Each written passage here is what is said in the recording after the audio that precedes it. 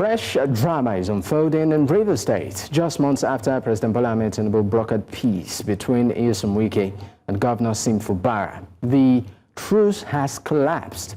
In a surprise move, Governor Fubara has defected from the PDP to the ruling APC, announcing his decision at a stakeholders meeting in Port Harcourt.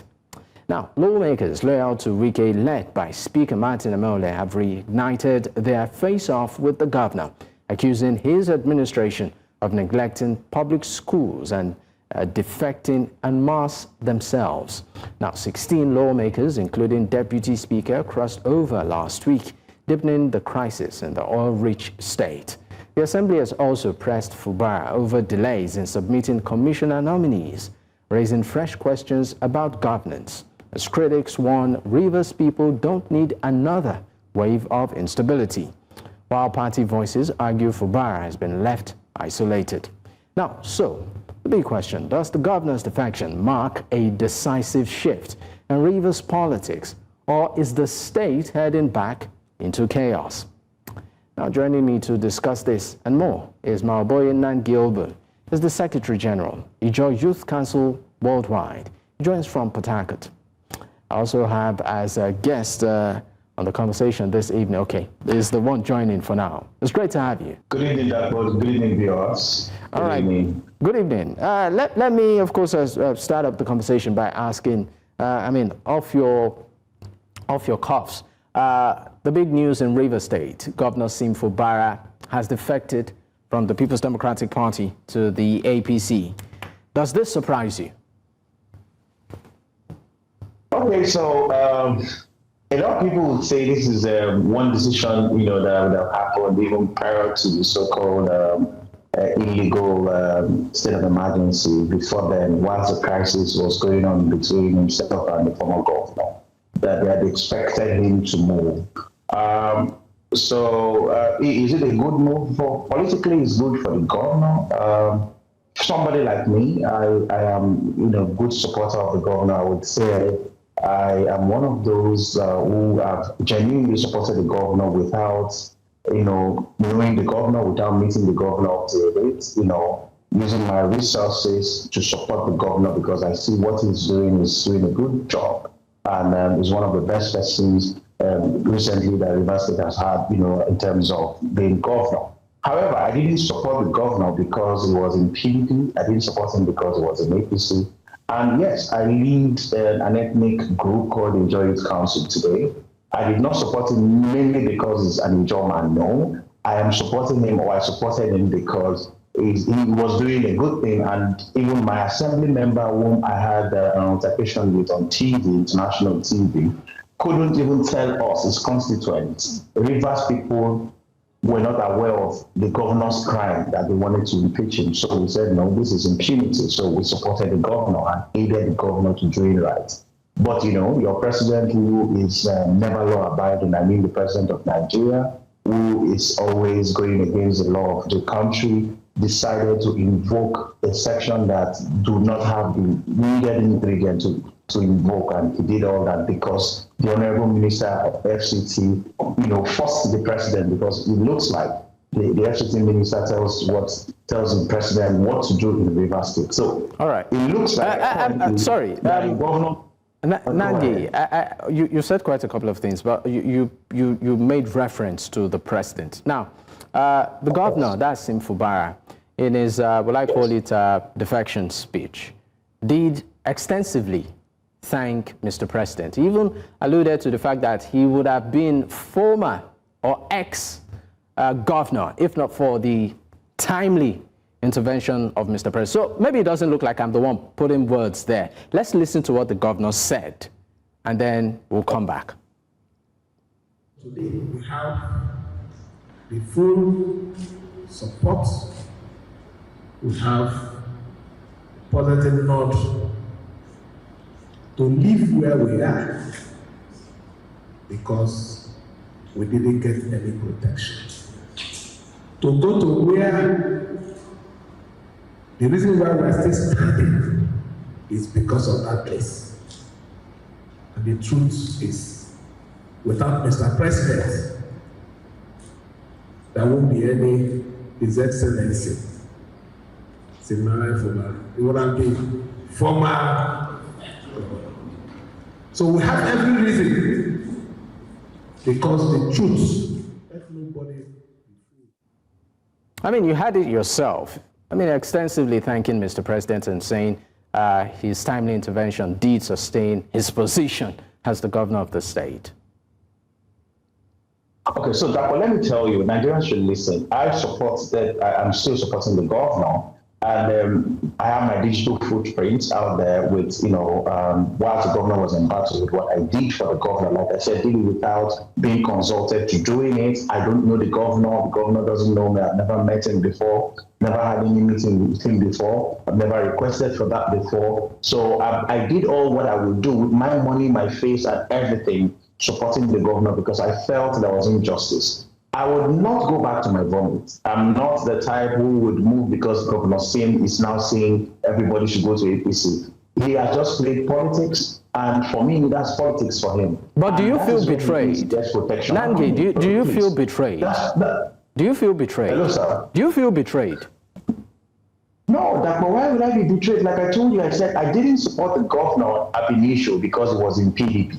So I'm not going to stop supporting the governor because he is now in APC. Do you understand? The vehicle, whether it's HIV party, that's his prerogative to choose a vehicle he will use to pursue his political expedition.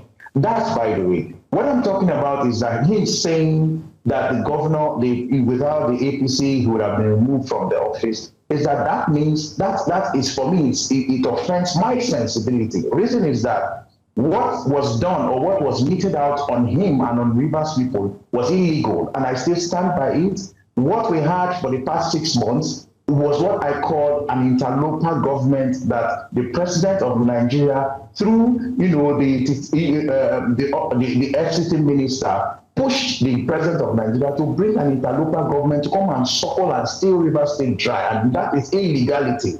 And I still stand by saying there is nothing like administrator in the constitution of Nigeria. Even if the president has what it takes to invoke state of emergency, there are ingredients that will lead to that. And as at the time when the president made that pronouncement, those ingredients were not met. I still stand by it. But the governor defecting to APC, to PDP, to HIV party, to any party, that is his own prerogative to pursue his political expedition. However, my only concern is that will this, give, there's this allegation, they've been alleged, or there are allegations here and there that, or it is alleged that whomever, any governor that moves from any party to the APC gets 250 billion. I'm concerned with that. There are a lot of supporters from Rivers State that are hungry, that have supported the governor. Please, you should get that money from the president and share it to his supporters. So perhaps this will also give you a breather to begin to do things, because the governor is gagged. The governor is almost cowed. The governor is almost, everything is choked. They are choking the governor. Who are those? Sorry, who are those? Before we go on this break, hold on. Who are those choking the governor? Okay, so let me tell you that this is what is going on in the states. There is an assembly, a renegade assembly of 27 persons. Now, the FCT minister, who is now the owner of Rivers State, decided to split them into two. Last week, or a few days ago, decided that some of these rubber stamp guys should move to the APC, including the so-called speaker and some of the principal officers, whilst others are remaining in the so-called PDP. Now, let me also tell you why I would somehow support the governor for also moving to any party he likes. The PDP itself has failed to live up to expectation. The PDP is in turmoil, is in crisis. The PDP in the state is faceless. The PDP at the level of the national has shown that they do not even have the balls to begin to become a viable opposition. So for the governor to decide to move to the APC, that is fine by him. But is it in the interest of me? I don't know. But let's look at the dividends of democracy. I have looked at one of the high points of that is that it is alleged that any governor that moves from any party to the APC, that the federal government gives that governor 250 billion. 250 billion would change lives of young people in Rivers State. So Governor Sim should go get that money and share it to his genuine supporters, people like us that have supported him. That is the only concern I have, but that any party goes to is not my business. But to say that the APC government led by President Bola Tinubu is, they do not have direction and they do not have what it takes to lead the country. Right. Tinubu is a loyal president. A president. All right, Malboy, I know you have a lot to say, but let's go on this break, our very first break. When we return, we'll also talk extensively about one thing the governor did say in his defection speech. He talked about protection, political protection, that is. We'll explore that and the implication of this on Rivers politics going forward. Stay with us, we'll be right back.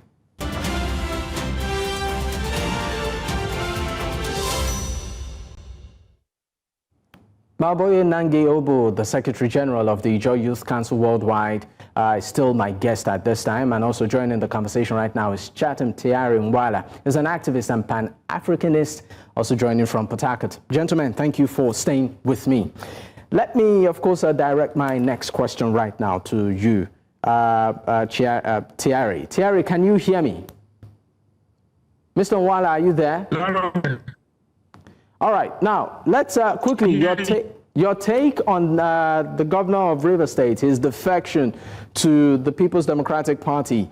He said quite a couple of things in his defection speech, one of which he mentioned protection. He said right now, he was alluding to the fact that some sort of protection is assured. For you, is this a surprise? Well, first of all, I did clear that the House, the proposed election of governor from the PP to the AT, didn't some of us surprise us we can be seated. We have also there had the inspiration that you're going to. And we also look at the university just a month would also agree with me that it was about 27. But sadly, in all of this whole school that happened in Gulf State, Rivers to solve. We're not receiving any that's beneficial to us from all of these. I'm sorry, we seem to be having a bit of difficulty trying to connect with you. The audio seems to not be so clear. So maybe I'll leave you for a moment and then return, so that we can sort that out. But I'm going to direct the question to you, Nangi Obu. Nangi, protection. The governor said that in his speech. And then you made reference to the State House, where there seems to be some sort of cold demeanor that's between the governor and the House brewing up. So with this defection right now, the governor talking about protection, are we seeing a governor that might just be immune to the antics of the State House of Representatives and even the FCT minister? Okay, so as a supporter of the governor, still supporting the governor, I think those words were not they didn't really go down well with me as a person, because even if you feel the governor is being pushed to the wall and is probably now reacting, when you push a soldier to the wall, the soldier is, optionless, only but to react. So the governor is reacting based on, past experience that the president is a lawless president, like we've seen, and that he knows. So the president can do anything. So if you're in the president's party, because Tinubu is a weak person in terms of politics currently, he thinks everybody should be in the same party. The Tinubu that we know and supported is not the same Tinubu of today, because all he wants to have it for free. So he's cowing and gagging everybody to be in the APC. He is scared of viable opposition, and that's what Tinubu is doing. So currently, the governor knows that, Nyesom Wike, the FCT minister, is still using Martin Samewule, the Speaker of Rivers State House of Assembly, to cause chaos in the state. As we speak, Rivers State is divided, and that the governor is even currently empowering Nyesom Wike's people even more than any other person. So currently, the governor is that, like I said, he's looking for a breather. So he has had close-up meetings with the president, and the president, being a weak person that is scared of 2027 election, has told the governor that the only way he can give him his full support is only when he's in the APC. So, for example, if the House of Assembly, saw the governor and declared him a fraudulent governor, him going to the APC, does that change that he's not a fraudulent person anymore? So the protection it tells you that the Tinubu that we have as our president is a lawless president that do not have respect for the rule of law. So anything can happen because there's an implosion already.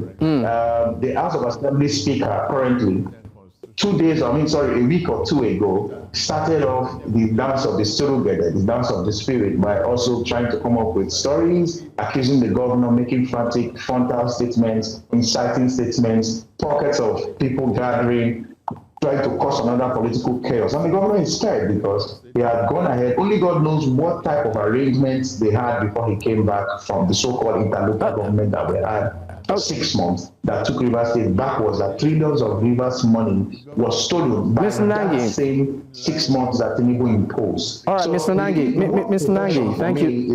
It's unfortunate to have been said by the governor. All right, the governor, that didn't really go down well with me as a person. All right, Nangi, thank you so much. I mean, we're really trying to manage time. I really apologize for interrupting you, but let's try Thierry Nwala now. Mr. Nwala, can you hear me? Okay, I understand that we are still trying to connect. I'm still going to stay with you, Nangi Obo. Now, Nangi, you said quite a couple of things which you are still drumming your strong support for Governor Sim Fubara. But what do you have to say about people who think Governor Sim Fubara is actually weak politically and has just played into the chess game of his opposition, so-called opposition? Then, of course, is now part of the APC in the state. Okay, so here is the thing, we're Rivers people, and we understand that when it comes to the terms of the presidency, I am supporting the governor, and I'm supporting him that they should allow him to run his tenure, and if he's worthy of a second tenure, Rivers people will come back to either re-elect him or yank him off. However, the governor, cannot come and tell us that we must support President Bola Tinubu to come back, because the president hasn't really showed. Somebody who does not have respect for the rule of law does not, would not earn the support of Rivers people. They have done us dirty even in the Niger Delta. There's environmental degradation, and most of these things is caused by the retroactive laws and, the neglect for the rule of law caused by the president of Nigeria. Sentiments and, appointments that have not really gone down well with Niger Delta. The president hasn't done anything for us here down south. So the governor going to the APC or PDP or any other party, for me, like I said, I repeat again, it has nothing to do with us. For me as a person, it's not positive for me, and it's also not negative.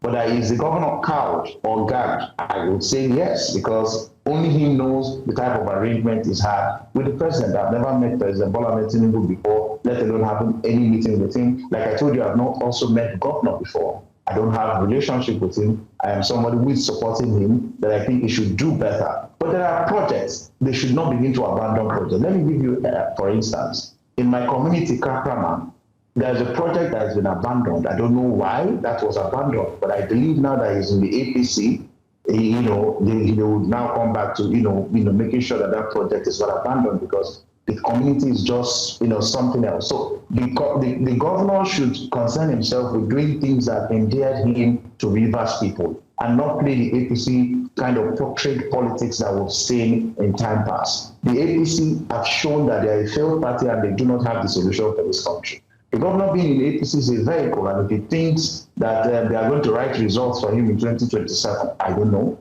Maybe that will just be another kettle of fish that we'll have to discuss maybe when the time comes. But it can be in any party. I really don't care about that. But all right. Let's talk about before we go, please. Let's talk about the influence of the FCT minister. I mean, right now, officially, the governor of Rivers State, Sim Fubara, is a member of the All Progressives Congress. The FCT minister, even though he's working with the ruling party, the APC, still claims he's a member of the People's Democratic Party. How much of an influence do you think that with this defection, the influence of the FCT minister in Rivers State has been watered down? Okay, so let me tell you, a lot of people will analyze and tell you that, Governor Sim Fubara is the leader of the APC in Rivers State. By any law of any party that I know, especially for APC and PDP, the sitting governor of that state must naturally become the leader of the party, whether in APC or in PDP.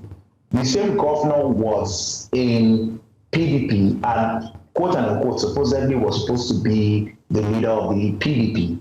Yet the FCT minister, gave him a big fight because he had somebody, a tool, the president, who do not have respect for the rule of law.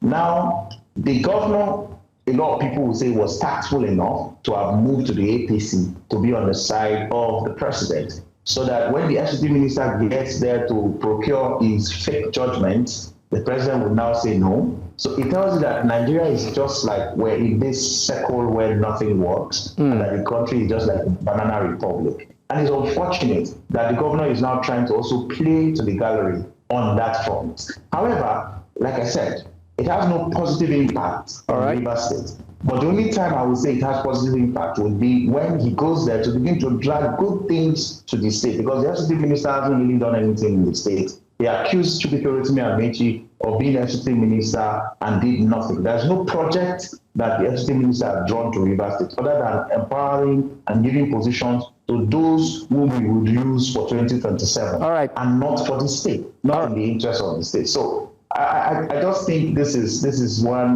very funny move so far. But it's for the governor to maintain his political relevance. All right, Nangi, thank you so much. Thank you so much. Thank you. But I understand that we have Shetan back. Shetan, are you there?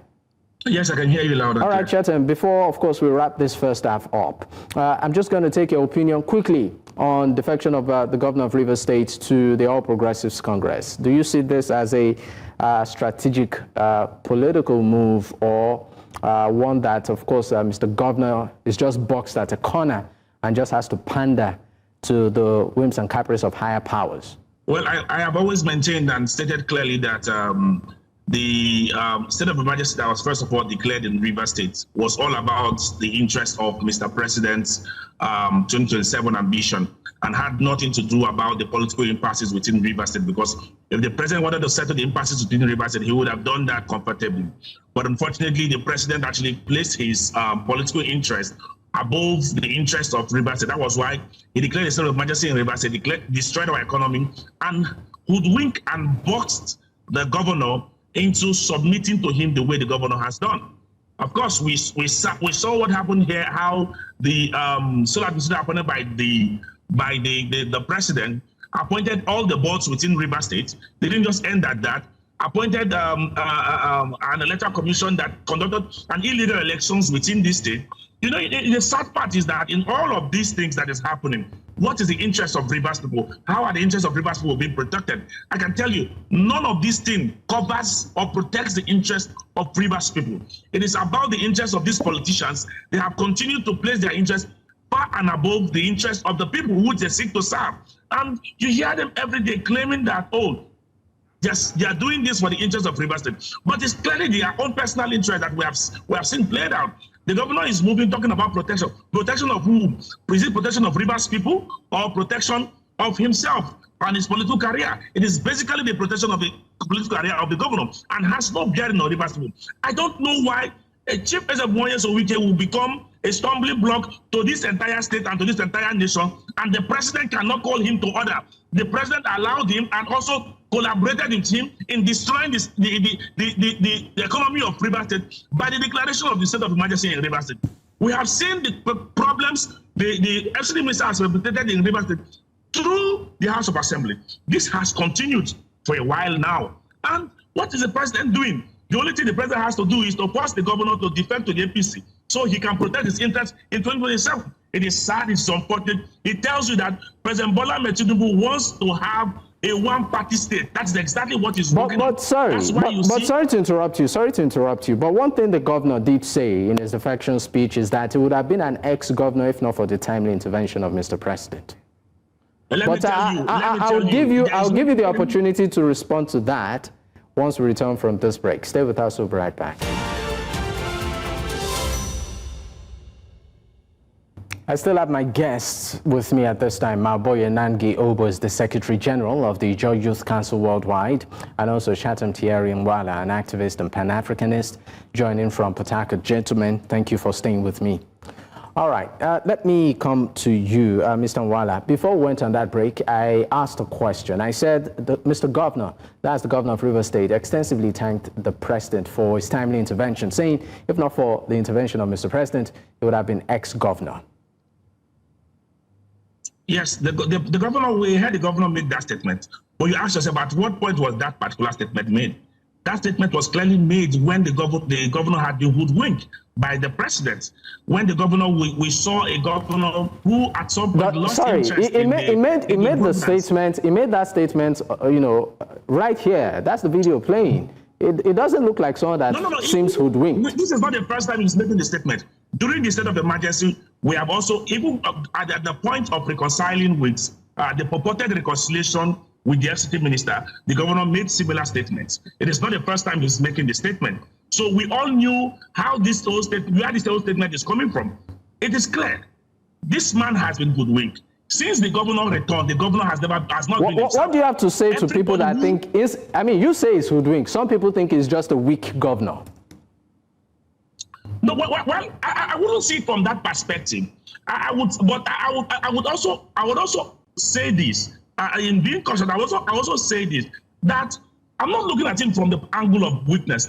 I'm looking at him from the angle of the president using all necessary resources of this state and of this country to come after the governor who has done nothing, not giving heed to the laws of this land. And let me say this, the judiciary has been in league with the president in his action against Rivers people and against the governor of Rivers State.